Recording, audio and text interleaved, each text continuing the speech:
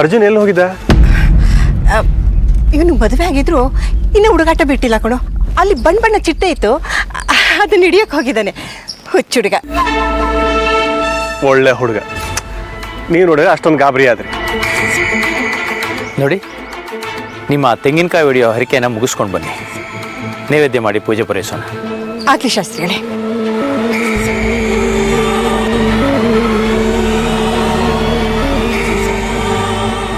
ಅರ್ಜುನ್ ಕಾಯ್ತು.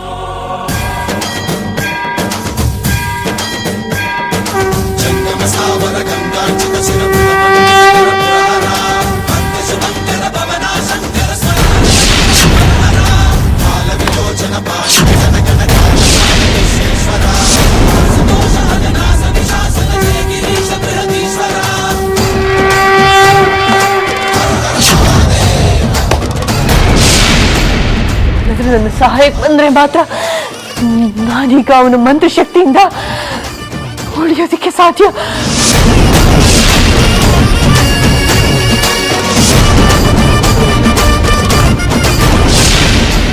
ಅರ್ಜುನ್ ಅವರೇ, ನೀವೆಲ್ಲೇ ಇದ್ರು ಸಹ ಈಗಲೇ ನನ್ನ ಸಹಾಯಕ್ಕೆ ಬನ್ನಿ.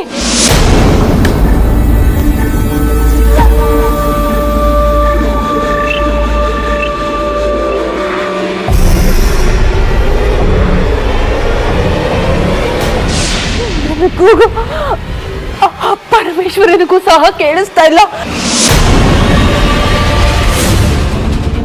ಅವನು ನನ್ನ ಪಾಲಿಗೆ ಕಳ್ಳಾಗಿದ್ದಾನೆ. ಈಗ ನನಗೆ ನನ್ನವರು ಅಂತ ಈ ಪ್ರಪಂಚದಲ್ಲಿ ನಿನ್ನನ್ನ ಬಿಟ್ರೆ ಬೇರೆ ಯಾರೂ ಇಲ್ಲ.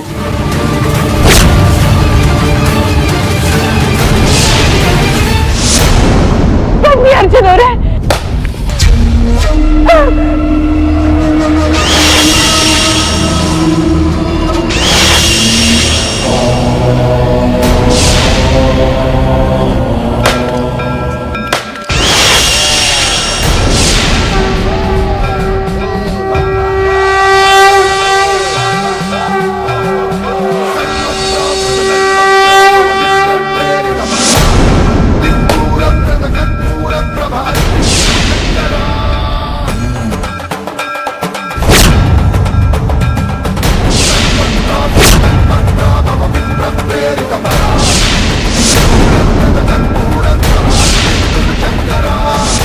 ಶಾಸ್ತ್ರಿಗಳೇ, ಇವತ್ತಿಗೆ ಇವ್ರು ನನ್ನ ಕೈ ಹಿಡಿದು 30 ವರ್ಷ ಆಯಿತು. ಮನೆಯಿಂದ ದೂರ ಆದಿವರು ನಿಮ್ಮ ಬಾಯಿ ಹರಕೆಯಿಂದ ಮನೆಗೆ ವಾಪಸ್ ಬಂದರು. ಈ ಸಂತೋಷ ಸದಾಕಾಲ ಇರಲಿ ಅಂತ ಆಶೀರ್ವಾದ ಮಾಡಿ. ಆಸೆ ಇರಬೇಕು, ದುರಾಸೆ ಇರಬಾರ್ದು.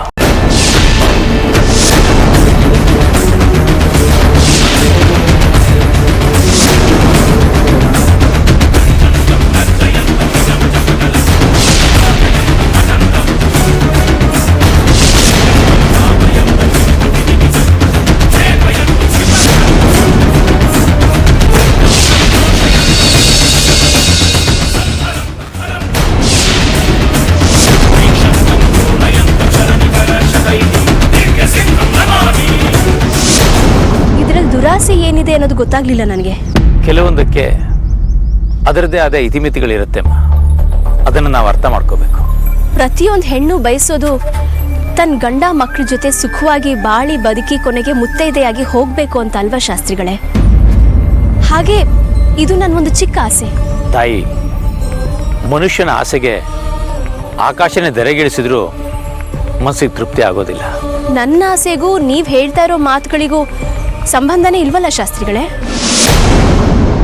ಪರಮೇಶ್ವರ, ಏನು ಹಿಂಸೆ ನನ್ನಿಂದ ಆಗ್ತಾ ಇಲ್ಲ. ಪರಮೇಶ್ವರ, ದಯವಿಟ್ಟು ನನ್ನನ್ನು ಈ ಹಿಂಸೆಯಿಂದ ಕಾಪಾಡು. ಇಲ್ಲ, ಈ ಜೀವಕ್ಕೆ ಮುಕ್ತಿ ಕೊಡು.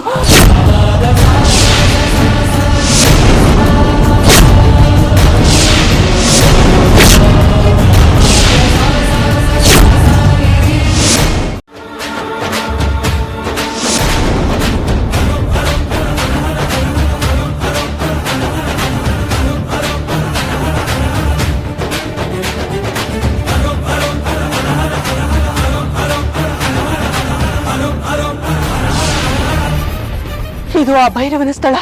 ಹಾಗಾದ್ರೆ ನನ್ನನ್ನ ಎಳಿತಾರೋ ಶಕ್ತಿ ಆ ಭೈರವನೇ.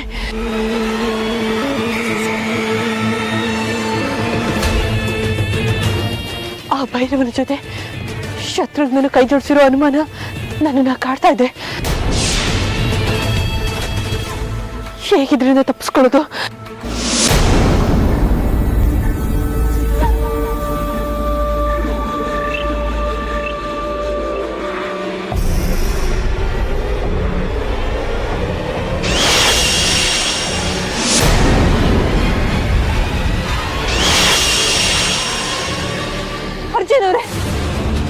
ಅರ್ಜುನ್ ಅವರೇ, ಈ ಭೈರವ ನನ್ನ ಮೇಲೆ ಶಕ್ತಿ ಪ್ರಯೋಗ ಮಾಡ್ತಿದ್ದಾನೆ. ದಯವಿಟ್ಟು ನನ್ನನ್ನು ಕಾಪಾಡಿ.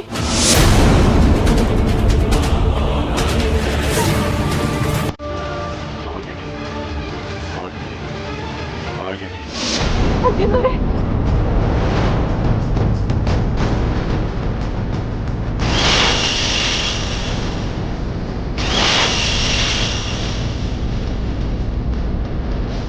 ಅರ್ಜುನರೇ, ಅಗ್ನಿ ಆವಾಹಯಾಮಿ, ಅಗ್ನಿ ಆವಾಹಯಾಮಿ.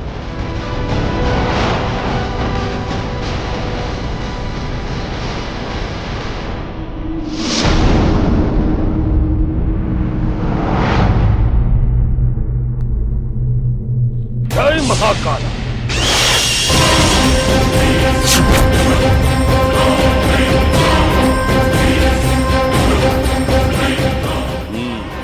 ನೋಡು, ಇನ್ನೇನು ಆ ನಾಗಿನಿ ಬರ್ತಾಳೆ. ಅವಳು ಬಂದಾಗ ಅವಳನ್ನ ಈ ವೃತ್ತದಲ್ಲಿ ನಿಂತ್ಕೊಳ್ಳೋದು ಕೇಳು. ಅವಳು ಇಲ್ಲಿ ನಿಂತ ತಕ್ಷಣ ಅವಳು ತನ್ನ ನಾಗಶಕ್ತಿಯನ್ನು ಕಳ್ಕೋತಾಳೆ. ಆಗ ನೀನು ಸುಲಭವಾಗಿ ಅವಳನ್ನ ಮುಗಿಸಬಹುದು.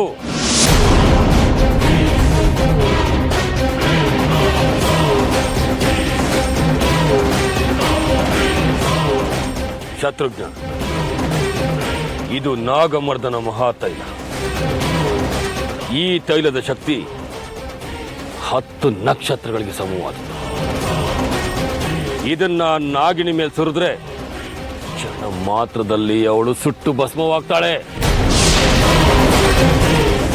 ತಗೋ.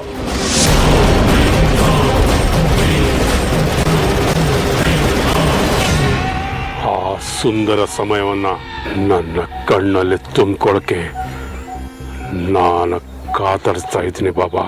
ಅವಸರ ಬೇಡ ಶತ್ರುಘ್ನ. ನಾಗಿನಿ ನಿನ್ಗೆ ಕೊಟ್ಟಿರೋ ಹಿಂಸೆಯನ್ನು ನೆನಪಿಸ್ಕೋ.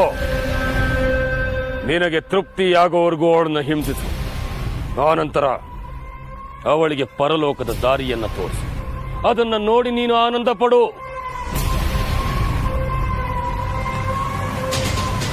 ಸರಿ ಬಾಬಾ, ನೀವು ಹೇಳಿದಾಗೆ ಆಗಲಿ. ನಾನು ಹೋಗಿ ಕೆಲವು ವಿಧಿವಿಧಾನಗಳನ್ನು ಪೂರೈಸಿ ಬರ್ತೇನೆ. ಹೋಗು ಬನ್ನಿ ಬಾಬಾ. ಜೈ ಮಹಾಕಾಲ.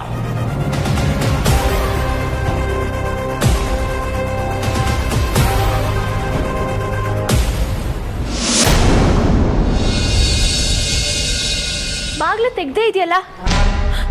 ಅಯ್ಯೋ ದೇವ್ರೆ, ಅಮೃತ, ಅಮೃತ ಇಲ್ಲಿ ಹೋದ್ಲು? ಎಲ್ಲಿ ಹೋಗಿರ್ತಾಳೆ? ಇಲ್ಲೇ ಎಲ್ಲೋ ರೂಮಲ್ಲಿ ಇರ್ತಾಳೆ ಬಿಡು. ಇಲ್ಲ ರೀ, ಅವಳು ಇಲ್ಲಿದ್ರು ರೂಮಲ್ಲಿದ್ರು ಎಲ್ಲೇ ಇದ್ರು ಬಾಗ್ಲು ಹಾಕೊಂಡೇ ಇರ್ತಾಳೆ ಅವಳು. ಇಲ್ಲಿ ಹೋದ್ಲು? ಮನೆಯೆಲ್ಲ ಇಷ್ಟೊಂದು ಚೆಲ್ಲಾಪಿಲ್ಲಿ ಆಗೋಗಿದೆ.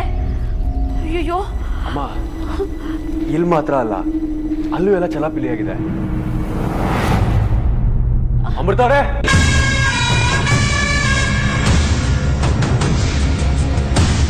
ಅಮೃತವ್ರೆ. ಏನು ಅರ್ಜುನ್, ನಾವಿಷ್ಟು ಕೂಗ್ತಾ ಇದ್ರೋಳು ಹಾ ಹೂ ಏನು ಅಂತಾನೆ ಇಲ್ಲ. ಮನೇಲಿ ಇದ್ದಾಳೋ ಇಲ್ವೋ ಅವಳು? ಅವಳು ಮನೇಲಿಲ್ದಲ್ಲೇ ಎಲ್ಲೋ ಹೋಗ್ತಾಳೆ. ಅರ್ಜುನ್, ನೀನೊಂದು ಕೆಲಸ ಮಾಡು, ಹೋಗಿ ನಿನ್ನ ರೂಮಲ್ಲಿ ಟೆರೆಸಲ್ಲಿ ಹುಡ್ಕೊಂಡು ಬಾ. ಹೋಗು.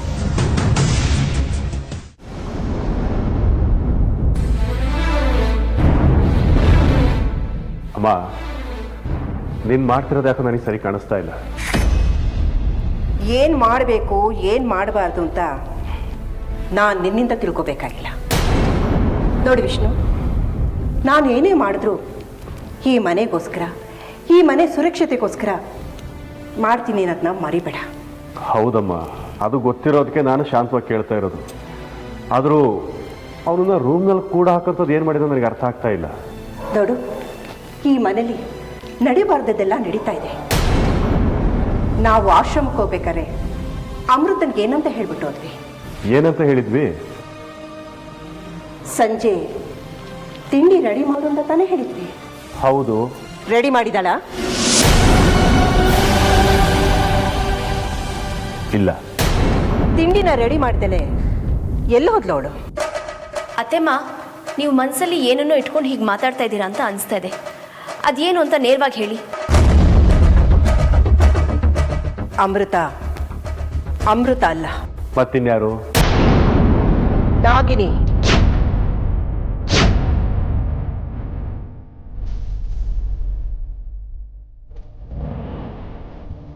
ಅಲ್ಲ ಅತ್ತೆಮ್ಮ, ವಿಷ್ಣುಪುರದಲ್ಲಿ ಅಮೃತನ ಪರೀಕ್ಷೆ ಮಾಡಿದ್ರು, ಅವಳು ನಾಗಿನಿ ಅಲ್ಲ ಅಂತ ನೀವೇ ಹೇಳಿದ್ರಲ್ಲ. ಹೇಮಾ, ಅವಳು ಎಷ್ಟು ಸಲ ನಮ್ಮ ಕಣ್ಣಿಗೆ ಬಾಬನ ಕಣ್ಣಿಗೆ ಮಣ್ಣೆರ್ಚಿಲ್ಲ ಹೇಳು? ಹಾಗೆ ಹೀಗಿಲ್ಲಿಂದ ಬೇರೆ ಏನೋ ಸಂಚು ಮಾಡಿ ಹೋಗಿದ್ದಾಳೆ. ಅವಳನ್ನ ಹುಡಿಕೊಂಡು ಹೋಗಿ ಅರ್ಜುನ್ ಸಿಕ್ಕಾಕೊಳ್ಳೋದು, ಆಮೇಲೆ ಅವನ ಜೊತೆ ನಾವೆಲ್ಲ ನರಳೋದು ಬೇಕಾ ಇದೆಲ್ಲ? ಅದಕ್ಕೆ ಇದೆಲ್ಲ ನನಗಿಷ್ಟ ಇಲ್ಲ ಅಂತಾನೆ ಅವನ್ನ ರೂಮಲ್ಲಿ ಕೂಡಾಕಿರೋದು. ಅತ್ತೆಮ್ಮ, ನನ್ನ ಮಾತು ಕೇಳಿ. ನೀವು ಈ ವಿಚಾರದಲ್ಲಿ ನಂದೇ ಅಂತಿಮ ನಿರ್ಧಾರ. ಯಾರು ಪ್ರಶ್ನೆ ಮಾಡೋ ಧೈರ್ಯನ ಮಾಡಕ್ ಹೋಗ್ಬೇಡಿ. ದಯವಿಟ್ಟು ಇಲ್ಲಿಂದ ಹೊರಟೋಗಿ. ಹೋಗಿ.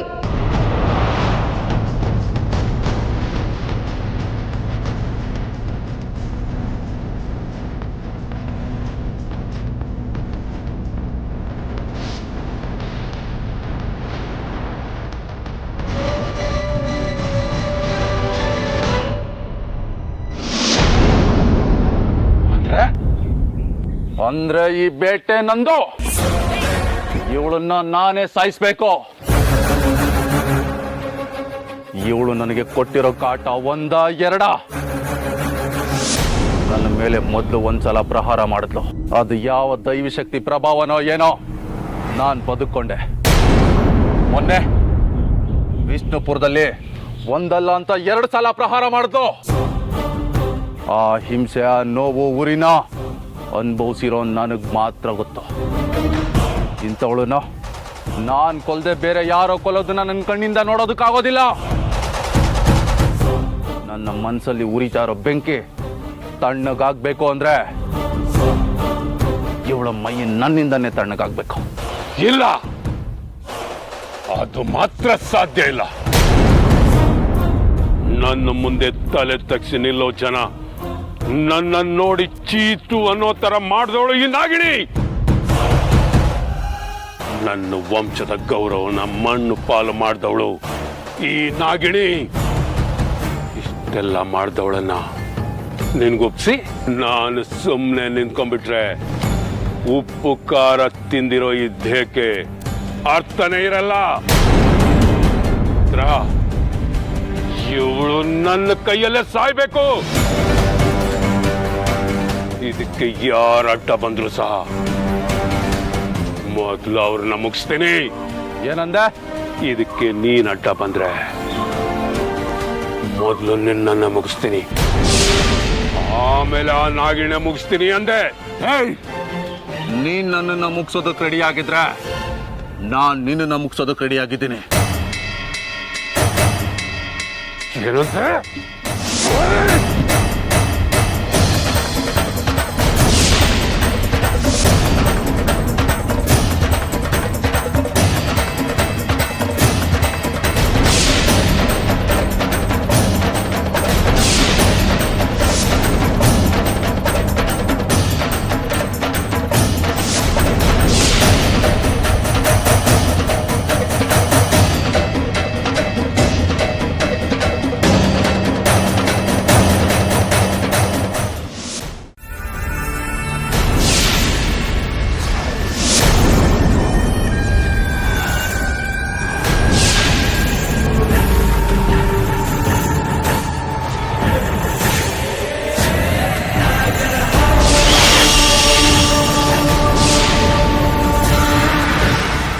ಎಲೆ ಮೂರ್ಖ ಶಿಖಾಮಣಿ, ನಾಗಿನಿ ಅವಳಲ್ಲ, ನಿಜವಾದ ನಾಗಿನಿ ನಾನು.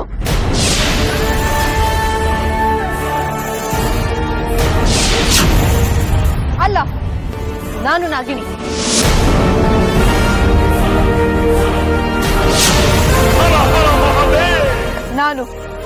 ನಾನೇ ನಿಜವಾದ ನಾಗಿನಿ.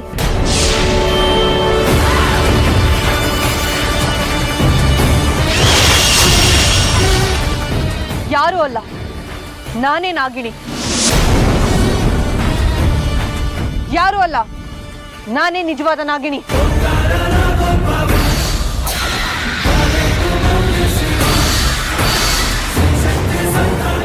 ಶತ್ರುಘ್ನ, ಅವರ ಮಾತನ್ನ ನಂಬೇಡ. ಇವರು ಯಾರು ನಾಗಿಣಿಗಳಲ್ಲ. ನಮ್ಮ ಬಂಧನದಲ್ಲಿದ್ದಾಳಲ್ಲ, ಇವಳೇ ನಿಜವಾದ ನಾಗಿಣಿ. ಮೊದಲು ನಿನ್ ಕೈಯಲ್ಲಿರೋ ತೈಲನ ಅವಳ ಮೇಲೆ ಸುರಿ. ಇವರೆಲ್ಲರೂ ಮಾತಾಡ್ತಾ ಇದ್ದಾರೆ ನಾನ್ ನಾಗಿಣಿ ಅಂತ. ಇವಳು ಮಾತ್ರ ಏನು ಮಾತಾಡ್ತಾ ಇಲ್ಲ, ಭಯದಲ್ಲಿದ್ದಾಳೆ.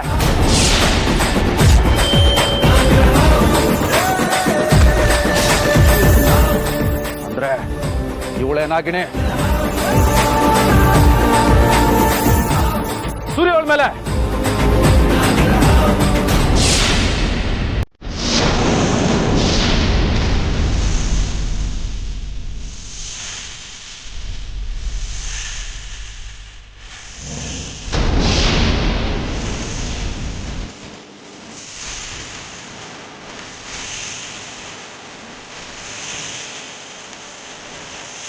ಶತ್ರುಘ್ನ, ಭಯ ಪಡಬೇಡ.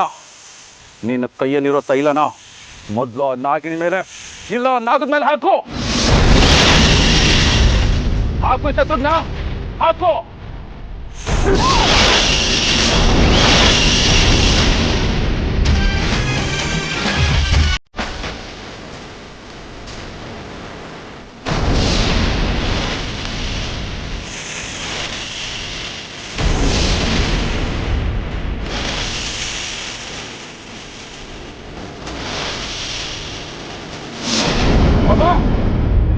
ಬಾಬಾ,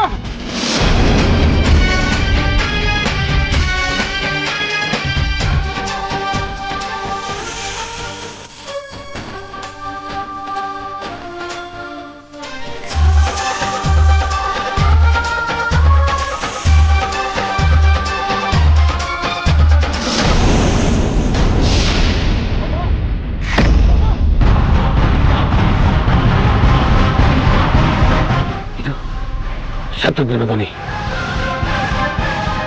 ಯಾಕೆ ಈ ರೀತಿ ನೋವಿನಲ್ಲಿ ನನ್ನ ಕರೀತಾ ಇದ್ದಾನೆ? ಇಲ್ಲ, ಅಲ್ಲೇನೋ ಆಗಬಾರ್ದು ಅನಾಹುತ ಆಗಿರೋದಂತೂ ಸತ್ಯ. ಜೈ ಮಹಾಕಾಲ.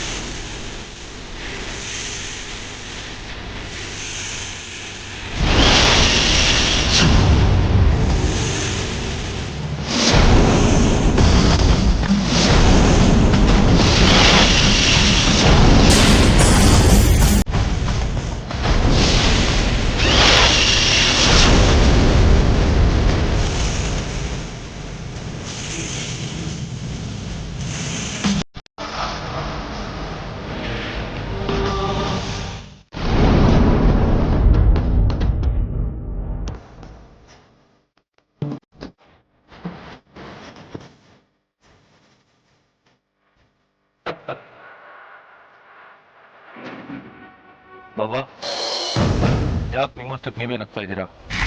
ಅಂಥದ್ದೇನಾಗಿದೆ? ರುದ್ರ, ಈ ಜೀವನ ಅನ್ನೋದು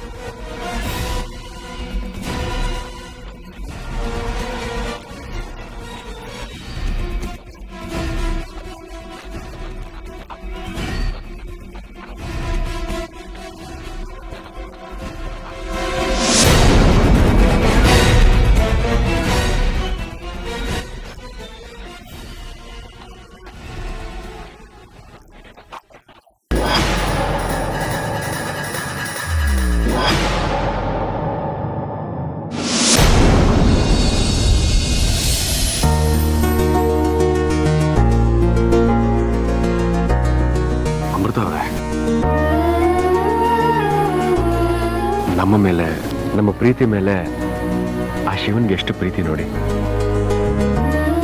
ಮೊದಲನೇ ಸಲ ನಾನು ನಿಮ್ಮನ್ನು ಎಲ್ಲಿ ನೋಡಿದ್ನೋ ಇವತ್ತು ನೀವು ನನ್ನ ಅಲ್ಲೇ ನೋಡಿದ್ರಿ. ಇದು ನಿಮ್ಗೆ ಆಶ್ಚರ್ಯ ಅನ್ಸಲ್ವಾ?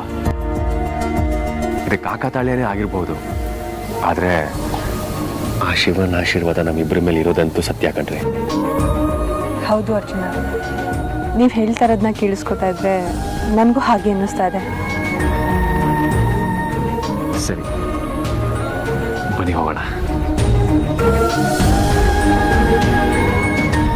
ಅಲ್ಲ, ಆಶ್ರಮಕ್ಕೆ ಹೋದವರು ಮನೆಗೆ ಬಂದು ನನ್ನ ಹುಡುಕಾಡಿದ್ದೇನು ಸರಿ, ಆದರೆ ಇಲ್ಲಿಗೆ ಯಾಕೆ ಬಂದರು? ನಾನು ಇಲ್ಲಿಗೆ ಬರ್ತೀನಿ ಅನ್ನೋದು ಇವ್ರು ಹೇಗೆ ಗೊತ್ತಿತ್ತು? ಇಲ್ಲಿಗೆ ಬಂದಿದ್ರು ಸಹ ಯಾಕೆ ಪ್ರಜ್ಞೆ ತಪ್ಪಿದ್ರು?